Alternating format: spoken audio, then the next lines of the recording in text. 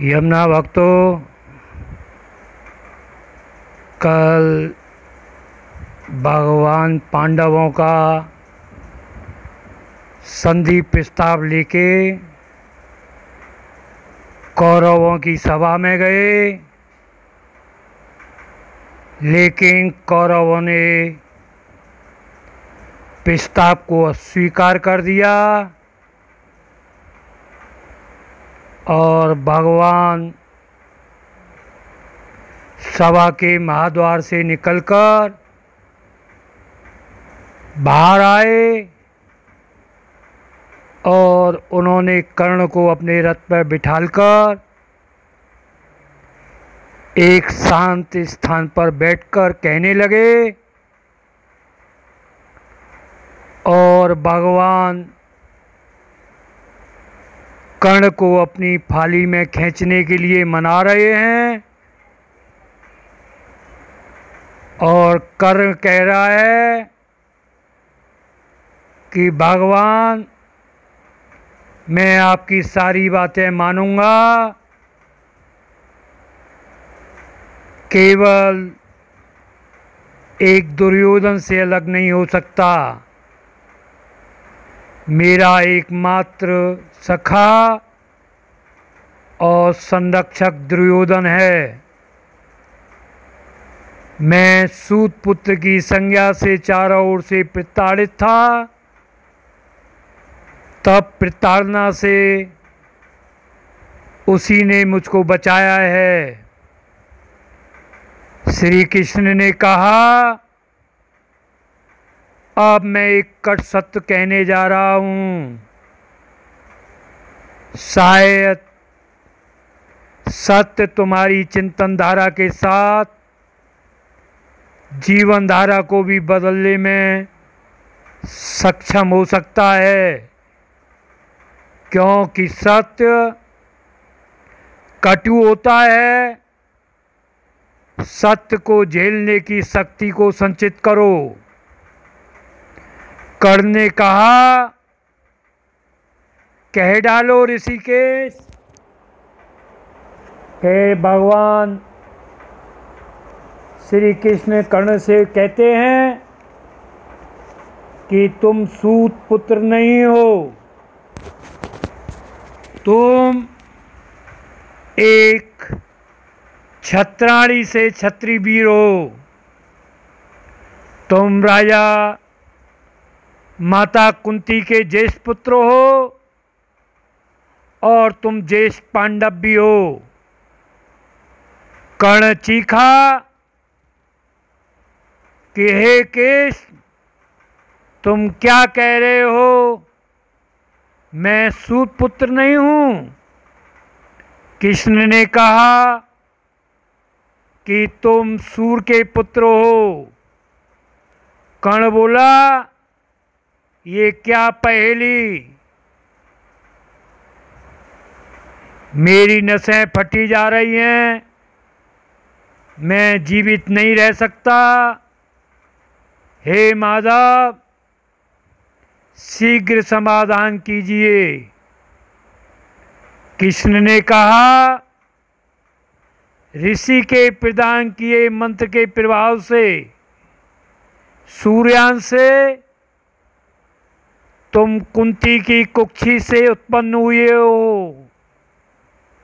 उस समय वे कुमारिका थी और कलेजे पर पत्थर रखकर उसने तुम्हें नदी में बहा दिया। अतः तुम कौंते होकर भी राधे हो गए हो। भेद खुलने के बाद भी कर्ण ने कहा कि अब मैं सूर्यपुत्र के रूप में ही चमकूंगा। श्री कृष्ण बोले, सब जानकर भी दुर्योधन के साथ युद्ध लड़ोगे? कर्ण ने कहा, कैसी माता और कैसे अनुज, आपने ये भेद आज ही क्यों खोला जब युद्ध पास में है? कृष्ण ने कहा, मैंने इसलिए कहा कि तुम्हें पांडवों की तरह अपना सखा अर्जुन को सुरक्षिता मिल जाए। मैं उन्हीं कारणों से चुप रहा जिन कारणों से माता कुंती चुप रही। राजमाता की प्रतिष्ठा खराब न हो। श्री कृष्ण ने कहा, इस वेद को अब 3 व्यक्ति ही जानते हैं। प्रतिज्ञा कीजिए कि चौथा नहीं जानेगा। कर्ण बोला, अर्जुन, भीम मुझे अपना सहोदर समझ बैठेंगे और मैं तुम्हारी न्यायप्रियता को साधुवाद देकर कहता हूँ कि मैं चौथा व्यक्ति इस भेद को कोई भी नहीं जानेगा। तुमने जीवन के उत्तरार्ध में सूत पुत्र से सूरपुत्र बना दिया है। मैं भी आपका उपकार मानता हूँ। मुझे माफ करना जनार्दन। यह कहकर कर्ण ने कृष्ण के चरणों में अपना सिर रख दिया। श्री कृष्ण को कर्ण से निराशा हाथ लगी। कौरव सभा के प्रस्थान से पहले आशा क्षीण हो गई। मन में एक आशा थी कि दुर्योधन शायद अपनी धर्मता को छोड़ दे। शायद नीतिज्ञ विदुर की नीति इस अनीति को समाप्त करने में सफल हो जाए। टूटे मन से भी सभा में गए, पर हुआ कुछ नहीं। दुर्योधन की भोजनशाला में भांत भांत के पकवान श्री कृष्ण की सुधाग्नि को हवा देने में असफल रहे। भोजन को ठुकराकर कौरवों के महल के महाद्वार से बाहर आ गए। मन में विचार किया, कैसा बहात्र पांडु के प्रतिबोध कर्तव्य जो कौरव इन 5 पुत्रों को 5 ग्राम तक देने को तैयार नहीं है। पिता में द्रोण, कृप और गंधारी की न्याय प्रियता कहाँ गई? सभी शांत क्यों बैठे हैं? मौन सुकीर्ति सुई की नोक के बराबर धरती नहीं मिल सकती।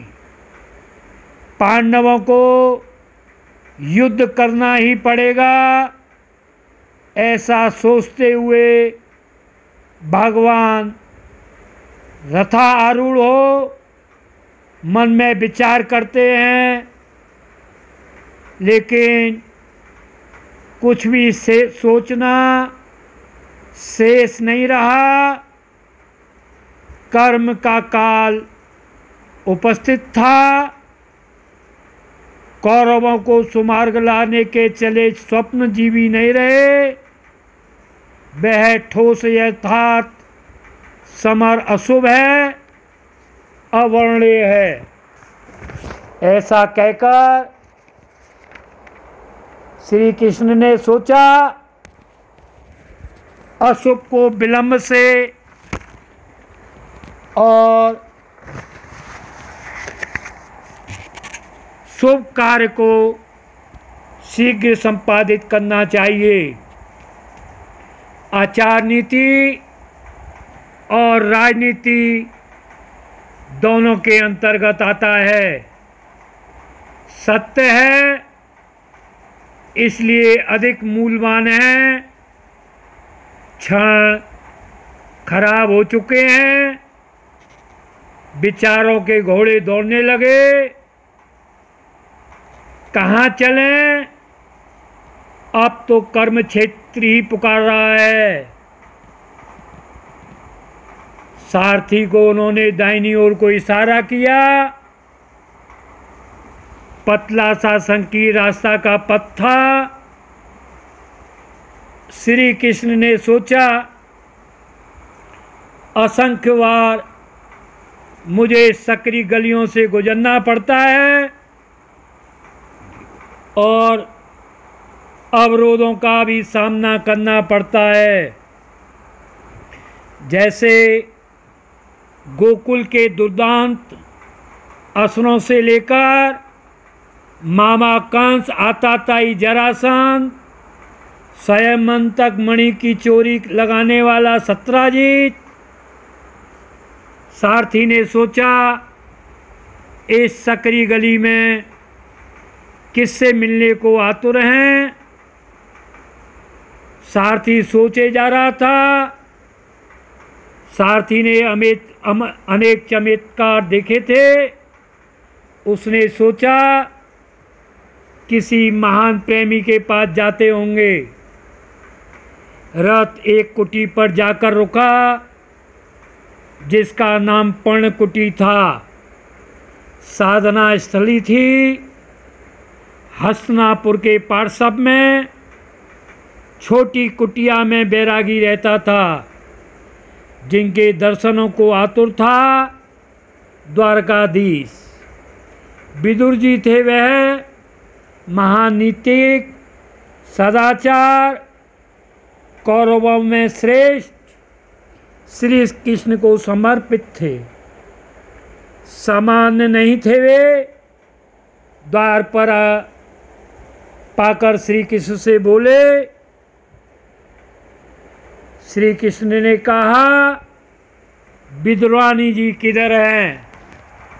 विदुर जी ने कहा, विदुरानी के प्रेम ने ही पागल किया है तुम्हें। हे गोपाल, मैं सब जानता हूँ।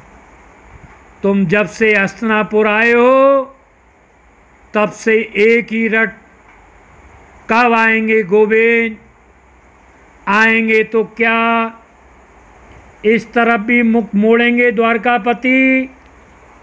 दुर्योधन के पकवानों को छोड़कर मेरे घर साग का भोग लगाएंगे? विदुरानी की व्यथा श्री कृष्ण के मन को व्यग्र किए जा रही थी।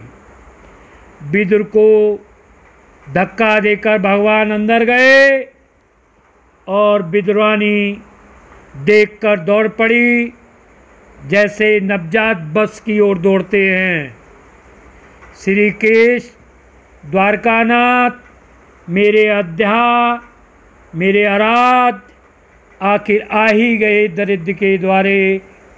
कृष्ण ने कहा, आप लोगों ने स्वयं ही दरिद्र किया है, वरना कुरुपति धृतराष्ट्र ने महलों की शोभा बढ़ाने के बदले इस पर्णकुटी में साधनारत होने की क्या आवश्यकता थी? पर नीति निपुण हैं आपके पति, कीचड़ में भी कमल की तरह हैं। विदुरानी ने कहा, धन्य तो अब हुई मेरे आराध। मुझे विश्वास नहीं हो रहा था कि मेरा सत्य से साक्षात्कार हो रहा है। हे गोपाल, ब्रिजवल्लभ, श्री कृष्ण, द्वारकापति आज साक्षात मेरी आंखों के सामने खड़ा है। विदुरानी ने धूल सने कपड़े पहने हुए कांपते हाथों से श्री कृष्ण भगवान को ऊपर से नीचे तक टटोला। पीताम्बर पर मिट्टी का लेप चढ़ाई जा रही थी। अब धूल के कपड़ों से भगवान कहीं नहीं जा सकते। फिर सोचने लगी कि मैं भगवान को कहाँ बैठाऊं। विदुरानी खड़ी खड़ी बोल रही थी, तुम किसी के बेटा नहीं हो, संपूर्ण सृष्टि अनंत ब्रह्मांड तुम्हारी संतान है। कृष्ण ने कहा तुम साध्वी ही नहीं, विदुषु की तरह बात कर रही हो। मैं तो साधारण मनुष्य हूँ। विद्वानी ने कहा तुम लीलापति लीलाधर हो, नारायण होकर भी नर लीला को उद्यत हुए हो। नर तो हस्तिनापुर में बहुत हैं। जब से मालूम पड़ा है कि नारायण दुर्योधन के दरबार में आएंगे, तब से पलक पामड़े बिछाकर बैठी हूँ। कृष्ण ने कहा बहलाती रहोगी कि उदर पूर्ति की भी व्यवस्था की है? भूख लगी है विद्वानी जी। विद्वानी ने कहा प्रबंध करके रखा है। कमरे में गई और लौटी, उसके हाथ में चंद केले और फल थे। भगवान दुर्योधन के पकवान छोड़कर उनके मन में सूखे फलों को भी देखकर पानी भर आया। विदुर जी बोले तुम कृष्ण को खिलाओगी, मैं सारथी को बाहर व्यवस्था करता हूँ।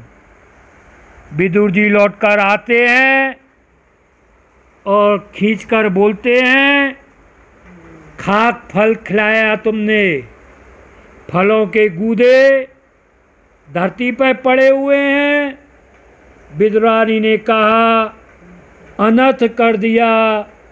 मैंने दही और माखन मिश्री की जिब्या को रूखे छिलके खाने को बाध्य कर दिया।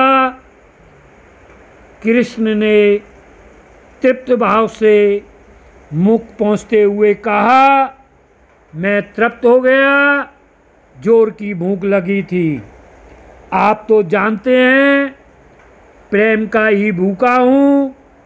प्रेम से कोई पत्र पुष्प फल जल भी दे दे, उसे बड़े भाव से ग्रहण करता हूँ। श्री कृष्ण ने कहा अब चलें विदुर जी, कर्म पथ मुझे पुकार रहा है। चलूं विद्वानी? श्री कृष्ण ने विद्वानी के पैरों की तरफ अपना हाथ बढ़ाया। विद्वानी ने कांपते हाथों से श्री कृष्ण को उठाया और पर्णकुटी की दरवाजे तक उन्हें छोड़ते हुए बोली भूल मत जाना विनंदन। श्री कृष्ण ने आगे कहा कौरवों की अनीति अत्याचार अधर्म और पाप का घड़ा भर चुका है, उन्हें समाप्त होना ही है। कर्म फल का फल मिलता ही है। बंध्या धरती का पड़ा बीज भले ही व्यर्थ हो जाए, किंतु मनुष्य का कर्म भूमि पर भूल से भी पड़ा कोई भी बीज व्यर्थ नहीं जाता। कर्म का फल मिलकर ही रहता है। यह कहकर श्री कृष्ण चल दिए। आगे कथा लंबी है, आपको क्रमबद्ध हम सुनाते रहेंगे।